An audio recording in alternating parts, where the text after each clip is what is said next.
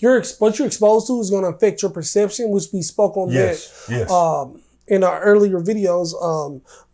But that changes everything. You can't even stop your perception from changing. You don't even notice it because you view it as normal. Yeah. Like I said, when you've bought $150 pair of shoes, but you haven't bought a suit yet. Boy. And that's completely normal. We had plenty of shoes. And that's completely normal to your mentality and the things that you're around. Boy. Thinking back, like, oh, that wasn't smart. But, you hadn't even purchased a fitted suit. When I be seeing like homeboys, they be like, man, Mike, you wearing suits now, man? You used to wear them with jeans and t-shirt, man. Man, it was race car shirts. You know what I mean? I still got the race car shirt. Definitely maintaining yourself. You had the rims, you trying to keep up. You trying to paint this facade like you balling, but you really not.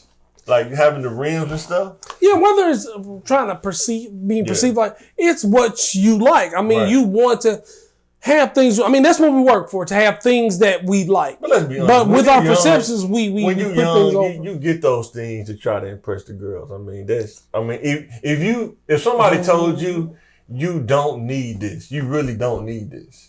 You getting this because you want to stand out like a peacock or something. You just want to flex. And I completely agree, like what you're saying, but that's not limited to a child or young behavior.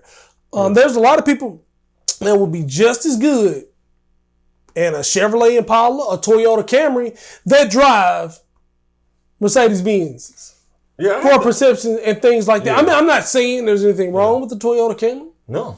Or anything wrong with driving that. You work for that. You get to do what you want to do. Right. So, and as a child, that's one of those first things, not a child, but as a teenager, I'm going to work a full-time job. I'm going to get some 20-inch rims, or I'm going to get this type of car.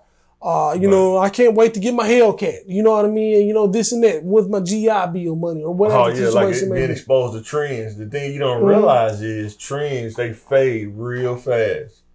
I remember when I first got the 20 on the Monte Carlo. Yes, sir. Maybe like a year and a half, 2 years. 22s. I think the 22s came out. I didn't get the 22s. I didn't get the 24s.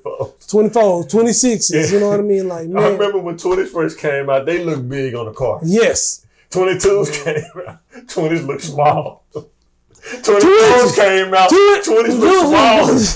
20s look regular. I think you can buy factory rims is like 20s now. But I mean, oh man, when you follow trends, man, you always trying to play catch up. You always got to keep up, man. And when you get out of that mindset, you expose yourself to a different mindset and say, you know what, I don't got to keep up. Why am I keeping up with the trends for? Why? Like some people don't ask you. Like you ask somebody, why are you keeping up with the trends for? A lot of people that's what they want to do though. And I've been there. I've been in that phase. Because what's the point of being rich if people don't know you're rich? Most rich people, they don't even care about trends.